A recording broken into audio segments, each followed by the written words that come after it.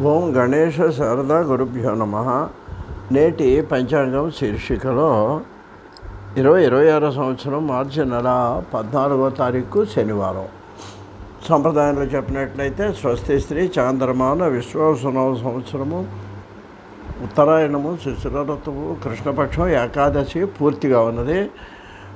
ఉత్తరాషాఢ రాత్రి 3:12 వరకు ఉంది. ఉదయం వర్జం 9:56 నుంచి 11:40 వరకు ఉంది. శనివారం కాబట్టి దుర్ముహూర్తం ఉదయం 6 నుంచి 7:40 వరకు దుర్ముహూర్తం ఉంది.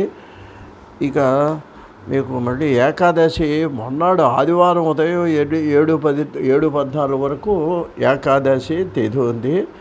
తర్వాత ద్వాదశి ఘడియలు వస్తాయి. ఇక ఈరోజు శనివారం వెంకటేశ్వర స్వామికి, అదేవిధంగా ఆంజనేయ స్వామికి కూడా ప్రీతికరమైనటువంటి రోజుగా మనం చెప్పుకుంటుంటాం.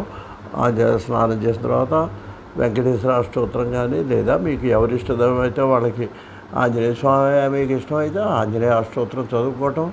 ఆ దేవాలయాలు, వెంకటేశ్వర స్వామి దేవాలయం కానీ, ఆంజనేయ స్వామి గుడి కానీ వెళ్ళి సాయంత్రం సమయంలో దైవ దర్శనం చేసుకోవటం మనకి మంచి ఫలితాలని ఇస్తుందని మనం చెప్పుకోవచ్చు. ఇక చూస్తే తిథి ఏకాదశి కాబట్టి ఏదైనా పనులు చేసుకోవటానికి కూడా ఇబ్బంది ఏం లేదని చెప్పుకోవచ్చు.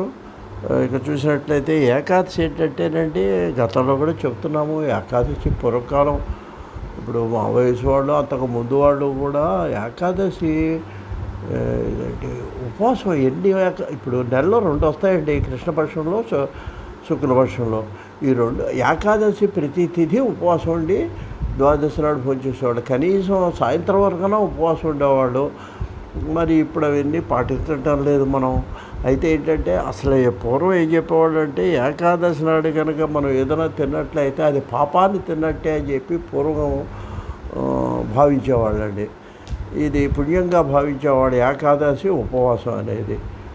2 విషయాలండి. గాంధీ గారు కూడా మనకు ఆధ్యాత్మికంగా చెబుతుండేవాళ్ళైనా మన జీవితంలో 2 విషయాలు ఏంటంటే, మనకు ఆరోగ్యానికి, మన జీవితం సుఖంగా జరగడానికి కారణం ఏంటంటే, ఒకటి ఉపవాసం, రెండోది మౌన వ్రతం. ఈ 2 మాటలు వినటానికి బాగుంటాయి కానీ ఆచరణలోకి వచ్చేటప్పుడు చాలా కష్టం అండి.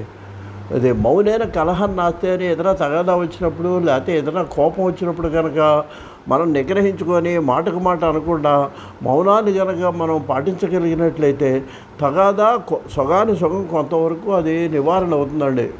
అందుకే మౌనైన కలహం నాస్తే అన్నారు. మనం అవతలవాడు మన ఏం తిట్టినా దూషించినా మనం మౌనం వహిస్తే ఆ కలహం అంతటితో ఎంతసేపు ఇప్పుడు 2 చేతులు ధరిస్తే తప్పట్లు అవుతాయి. ఒక్కడు ఎంతసేపు